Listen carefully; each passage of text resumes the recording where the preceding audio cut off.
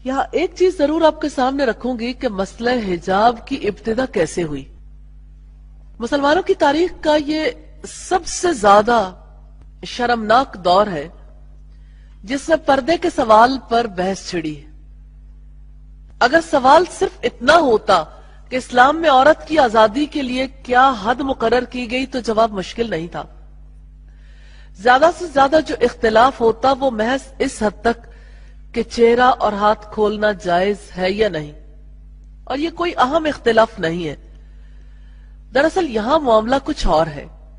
مسلمانوں میں یہ مسئلہ اس لیے پیدا ہوا کہ یورپ نے پردے کو، نقاب کو نہایت نفرت انگیز نگاہ سے دیکھا اور اپنے لٹریچر میں اس کی اتنی مضحکہ خیز تصویر کھینچی ہے جس کی وجہ سے آج مسلمان عورت کو یوں لگتا ہے کہ پردہ میرے لیے قید ہے اور اس سے نجات حاصل کرنا شاید یہی میری سب سے بڑی ضرورت ہے۔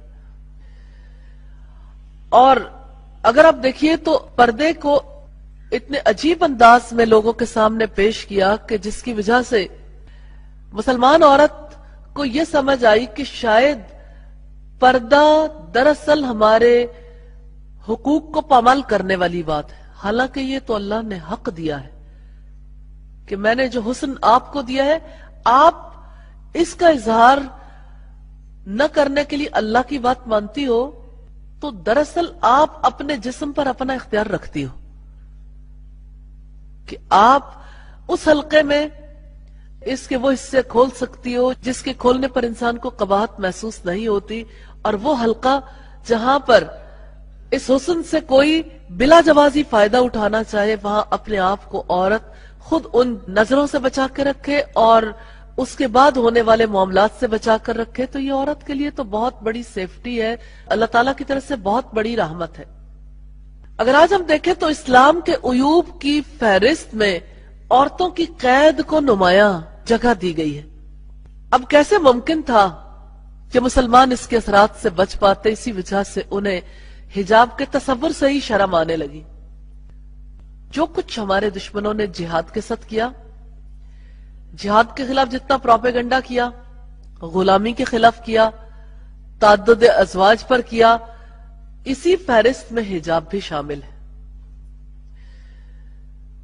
اور پھر آپ دیکھیے کہ قرآن و حدیث میں اس مقصد کے لیے اجتہاد کیا گیا کہ کہیں نعوذ باللہ اس بدنما داغ کو دھونے کے لیے کوئی ریفرنس ملتا ہے یا نہیں۔ گویا پردے کو ایک بدنما داغ سمجھا گیا، پردے کو اپنے لیے قید سمجھا گیا، حقوق کی خلاف ورزی سمجھا گیا، جس کے بعد اس کے اوپر زیادہ تحقیق کرنے کی کوشش کی گئی۔ جب تحقیق کی گئی تو معلوم ہوا کہ بعض ائمہ نے ہاتھ اور منہ کھولنے کی اجازت دی ہے، اور یہ بھی معلوم ہوا کہ عورت اپنی ضروریات کے لیے گھر سے باہر بھی نکل سکتی ہے، اور یہ بھی پتا چلا کہ عورت میدان جنگ میں سپاہیوں کو پانی پلانے اور زخمیوں کی مرہم پٹی کے لیے بھی جا سکتی ہے، اور یہ بھی معلوم ہوا کہ مسجدوں میں نماز کے لیے جا سکتی ہے، اور علم سیکھنے اور درس دینے کے لیے بھی گنجائش موجود ہے۔ اتنا مواد کافی تھا۔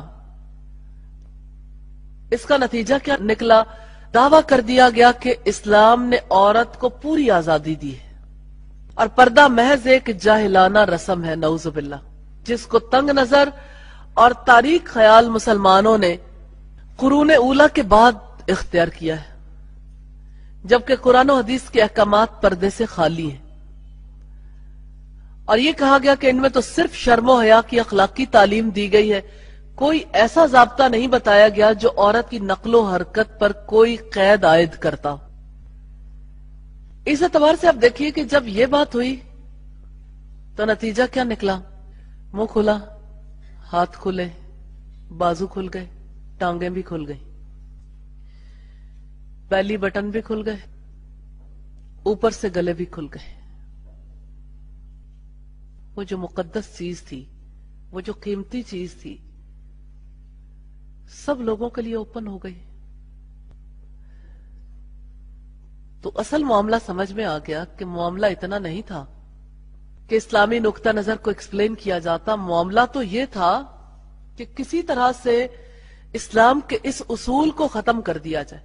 اور اب دیکھیں، آپ نے اپنی سوسائٹی میں دیکھا ہوگا، آپ لوگوں میں سے جس کی عمر یعنی 18-20 سال بھی ہے، تو پیچھے اگر چند برس پہلے بھی دیکھے، چند برس پہلے بھی اتنی بری صورتحال نہیں تھی.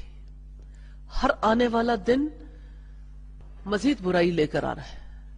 ہر آنے والے دن میں ہمارے لیے اور زیادہ تکلیف کا سامان موجود ہے، اور اس کی کوئی انتہا نہیں ہے. یورپ نے اس کا بہت تجربہ کر کے دیکھ لیا. کہیں پہ جا کے تو اس کا اینڈ ہو، ڈیمانڈز ختم ہی نہیں ہوتی. حتیٰ کہ پوری عورت بھی باہر آ جائے تب بھی ڈیمانڈ ختم نہیں ہوتی. ہاں، اس کا اثر ضرور پڑا. گھر ٹوٹ گئے، خاندان ٹوٹ گئے، معاشرہ بے راہ روی کا شکار ہو گیا، سکون چھن گیا، اور نئی نسل کی آمد پر پابندی عائد کر دی گئی. ایک عجیب تکلیف دہ ماحول میں آ گئے، اور یہ سمجھا گیا کہ شاید ہم نے ترقی کر لی. کیا واقعی اسی کو ترقی کہتے ہیں کہ انسان اپنی اولاد کے اوپر پابندی عائد کر دے، اپنے بچوں کے قتل کے لیے تیار ہو جائے؟ کیا واقعی اسی کو ترقی کہتے ہیں کہ انسان عریاں ہو کر سب کے سامنے آ جائے؟ کیا اسی کو ترقی کہتے ہیں کہ انسان کے لیے رشتوں کی تمیز ہی ختم ہو جائے؟ کیا یہی ترقی ہے کہ انسان جانوروں جیسے تعلقات آپس میں قائم کر لے؟ اللہ تعالیٰ نے انسان کو اینیمل لیول سے اونچا اٹھایا. یہ اس کی رحمت ہے کہ اس نے ہمیں انسان بنایا اور انسانوں کے لیے الگ اصول، ضابطے، قاعدے مقرر کیے. تو بات یہ ہے کہ عورتیں اگر بن ٹھن کر لوگوں کے سامنے آئیں تو جو لوگ صنفی خواہشات رکھتے ہیں، کس طرح ان خواہشات کی وجہ سے، اور کس کے اندر یہ خواہش موجود نہیں ہے، اور جن کے اندر پاکیزگی کا وہ تصور موجود نہیں ہے، لا محالہ اثرات مرتب ہوتے ہیں. ہم نے یہ بات پہلے بھی دیکھی، کیسے ایک ینگ بچہ جس کی صرف ایک نظر پڑی تھی مسجد کے مینار سے اترتے ہوئے ایک عیسائی لڑکی پر، تو اس نے اپنا مذہب چھوڑ دیا. جو لوگ یہ کہتے ہیں کہ ہمیں اس سے کوئی فرق نہیں پڑتا، اس سے بڑا کوئی جھوٹ نہیں ہو سکتا کہ کسی کو فرق نہ پڑے. عورت پر کسی کی نگاہ پڑتی ہے، اسے اپنے جسم کے اندر ان نگاہوں کی حرارت، حدت محسوس ہوتی ہے، اور وہ نگاہیں اثر انداز ہوتی ہیں، عورت کی پاکیزگی متاثر ہوتی ہے. اور جہاں عورتیں بن ٹھن کر نکلے، مردوں کے دلوں کی پاکیزگی متاثر ہوتی ہے، کیونکہ نگاہ متاثر ہوتی ہے. اگر آپ دیکھیے کہ اظہار زینت سے کیا ہر عورت بے حیائی ہو کر رہتی ہے اور ہر مرد بالفعل بدکاری ہو کر رہتا ہے؟ ایسی بات نہیں ہے کہ ہر ایک پر ایک جیسے اثرات مرتب ہوں، لیکن اس بات کا کوئی انکار نہیں کر سکتا کہ زینت کے ساتھ عورتوں کے اعلانیہ پھرنے کی وجہ سے، محفلوں میں شریک ہونے کی وجہ سے نفسیاتی اور مادی نقصانات ضرور ہوتے ہیں، چاہے وہ چھپے ہوئے ہوں، چاہے اعلانیہ ہوں. آج یورپ اور امریکہ کی عورتیں تو اپنی کمائی کا بیشتر حصہ اپنی آرائش پر خرچ کرتی ہیں، لیکن آج مسلمان ممالک کی عورت بھی اسی طرح سے اپنی کمائی کا زیادہ حصہ اپنے لباس پر، اپنی زیب و زینت پر خرچ کرتی ہیں. اور یہ خرچ اتنا بڑھتا چلا جا رہا ہے کہ معاشی وسائل ان کے تحمل کی قوت نہیں رکھتے، یہ بوجھ نہیں اٹھا سکتے. پھر غور کریں کہ اتنا بننے سنورنے کا شوق اور اس کا طوفان ہی آ جانے کا کیا سبب ہے؟ یہی نا کہ عورت مرد سے خراج تحسین وصول کرے، ان کی نظروں میں کھب جائے. یہ کس لیے؟ کیا یہ بالکل ہی معصوم جذبہ ہے؟ کیا اس کی تہ میں وہ صنفی خواہشات چھپی بھی نہیں ہے جو اپنے فطری دائرے سے نکل کر پھیل جانا چاہتی ہیں، اور جن کے مطالبات کا جواب دینے کے لیے دوسری طرف بھی ایسی خواہشات موجود ہوتی ہیں؟ اگر آپ اس سے انکار کریں تو شاید کل یہ دعویٰ کرنے میں بھی کوئی باک نہ ہو کہ جوالا مکھی پہاڑ پر جو دھواں نظر آتا ہے اس کی تہ میں کوئی لاوا نکلنے کے لیے بےتاب نہیں ہے. ہر ایک اپنے عمل کا مختار ہے، وہ جو چاہے کر سکتا ہے، لیکن خدا را حقائق کا انکار تو نہ کیجیے. جو حقیقت ہے وہ اپنی جگہ پر ہے. یہ حقیقتیں اب کھل چکی اور ان کے نتائج سب لوگوں کے سامنے آ چکے. اب کوئی ان نتائج کو دیکھتا ہے یا نہیں، دانستہ یا نادانستہ قبول کرتا ہے یا نہیں. بہرحال اسلام اس کو ٹھیک اسی مقام پر روک دینا چاہتا ہے جہاں سے اس کی ابتدا ہوتی ہے، جہاں سے فتنہ پھیلنے کا آغاز ہوتا ہے. کیونکہ اس کی نظر اظہار زینت کے محض آغاز پر نہیں، بلکہ اگر اسے صاف لفظوں میں کہا جائے تو اظہار زینت کا آغاز تو بڑی معصوم سی خواہش نظر آتی ہے، لیکن اس کا انجام غیر معصوم ہوتا ہے.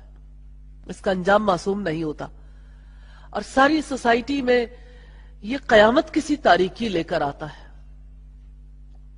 قرآن حکیم میں جہاں اجنبیوں کے سامنے زینت کا اظہار کرنے کی ممانعت ہے، وہاں ایک استثناء بھی ہے، اور وہ یہ الا ما ظہر منہا، مگر جو خود سے خود ظاہر ہو جائے، جس کا مطلب یہ ہے کہ ایسی زینت کے اظہار میں کوئی مذائقہ نہیں جو خود سے ظاہر ہو جائے. مثلا کسی کا قد چھوٹا ہے، درمیانہ ہے، لمبا ہے، چھپایا نہیں جا سکتا. کسی کی فزیک ہے، وہ کتنا بھی کھلا ڈریس پہن لے، بہرحال کسی نہ کسی حد تک فزیک کا اندازہ ہو جاتا ہے. پھر اسی طرح سے اب دیکھیے کہ جیسے نوجوان لڑکی ہے اور بوڑھی عورت ہے، بے شک کتنے بھی پردے میں ہو، چال سے یا مختلف چیزوں سے اس کا اندازہ ہو ہی جاتا ہے. اس استثناء سے بہت سے لوگوں نے فائدہ اٹھانے کی کوشش کی ہے، مگر مشکل یہ ہے کہ الفاظ میں کچھ زیادہ فائدہ اٹھانے کی گنجائش نہیں ہے الا ما ظہر منہا کے الفاظ میں. اور شریعت بنانے والا یہ کہتا ہے کہ تم اپنے ارادے سے غیروں کے سامنے زینت کا اظہار مت کرو، ارادے سے. لیکن جو زینت خود ظاہر ہو جائے یا جو مجبوری ہو، اس کی تم پر کوئی ذمہ داری نہیں. اور مطلب صاف ہے کہ تمہاری نیت اظہار زینت کی نہیں ہونی چاہیے، اور ارادتاً زینت کا اظہار نہیں ہونا چاہیے کہ اپنی آرائش غیروں کو دکھاؤ. اب آپ دیکھیے کہ کوئی پردے کے اندر ہے لیکن زیوروں کی جھنکار دوسروں تک پہنچ رہی ہے، تو زینت کا اظہار تو ہو گیا، چاہے آنکھوں سے نہیں دیکھا. کیا زیور کے اندر یہ کشش موجود نہیں ہوتی؟ اس کے بجنے میں کیا کسی کے لیے کوئی کشش چھپی بھی نہیں ہوتی؟ پازیبوں میں، بعض اوقات چوڑیوں میں، چوڑیاں خواہ کسی بھی چیز کی ہو، کانچ تک کی چوڑیاں ہو، اس کا اثر بھی انسان کے دل پر ہوتا ہے. اور اگر ایک اور اینگل سے دیکھیں، یہ بات تو سبھی تسلیم کرتے ہیں کہ موسیقی کے انسان کے اوپر اثرات مرتب ہوتے ہیں اور انسان کی توجہ کھینچتی ہے. تو کیا ان زیورات میں کوئی موسیقیت نہیں ہوتی؟ کیا اس کا صنف مخالف پر کوئی اثر نہیں ہوتا؟ تو اللہ تعالیٰ اس بات پر پابندی عائد کر رہے ہیں کہ تمہارے اندر یہ جذبہ نہیں ہونا چاہیے کہ تم اپنی زینت کو غیروں کے سامنے ظاہر کرو. غیر کے سامنے تم نے زینت ظاہر نہیں کرنی، چاہے چھپے ہوئے زیوروں کی جھنکار سنا کر ہی انہیں مائل کرنے کی بات ہو. کہ ایک مسلمان عورت جو اللہ سے محبت کرنے والی عورت ہے، جو اپنے معاملات اللہ کے حوالے کرنا جانتی ہے، اس کو یہ چاہیے کہ اس بات پر یقین رکھے کہ جو کچھ اس کے مولا نے کہا، جس کا حکم دیا، اس میں ہمارے لیے خیر ہی خیر ہے. اور اس نے جو ہمیں زینت کے اظہار سے روکا ہے تو ہماری قدر و قیمت کی وجہ سے. اور دوسری طرف اس نے مردوں کا لحاظ رکھا ہے کہ جو چیز مردوں کو متاثر کرنے والی ہے، عورتوں کو اس سے روک دیا. اس لیے اظہار زینت کی بجائے اخفاء زینت کا مطالبہ ہے کہ زینت چھپاؤ، زینت کا اظہار نہ کرو، اخفاء کرو. پھر اگر کوئی چیز اضطراری طور پر کھل جائے تو اللہ تعالیٰ تم سے کسی چیز کا مواخذہ نہیں کرے گا. تم جن کپڑوں میں زینت کو چھپاؤ گی وہ تو بہرحال ظاہر ہوں گے ہی، ایسا نہیں ہو سکتا۔ عورت کسی ردی قسم کا بھی کپڑا پہن لے، عورت کے جسم پہ جاتا ہے کپڑے کی حالت بدل جاتی ہے۔ وہی کپڑا تھانوں کی صورت میں لگا ہوتا ہے، کوئی دیکھنا بھی نہیں چاہتا، لیکن جب کسی عورت کے بدن پر آتا ہے اس کپڑے کی ویلیو ڈیفرنٹ ہو جاتی ہے۔ تو اگر بات قد و قامت کی ہے، جسمانی ڈیل ڈول کی ہے، تو ظاہر ہے کہ اس میں آپ پر کوئی قدغن نہیں ہے، لیکن ضرورت کے تحت بعض اوقات ایسا ہوتا ہے کہ کوئی حصہ کھل جاتا ہے یا کھولنا پڑتا ہے، نیت اظہار کی نہیں ہے لیکن اظہار پر مجبور ہے تو کوئی بات نہیں، اس سے بھی کوئی لذت لیتا ہے تو اپنی بدنیتی کی سزا خود ہی بھگتے گا۔ جتنی ذمہ داری عورت پر اسلامی تمدن اور اخلاق نے ڈالی ہے، رب تعالیٰ نے ڈالی، اس کو قبول کرنا چاہیے۔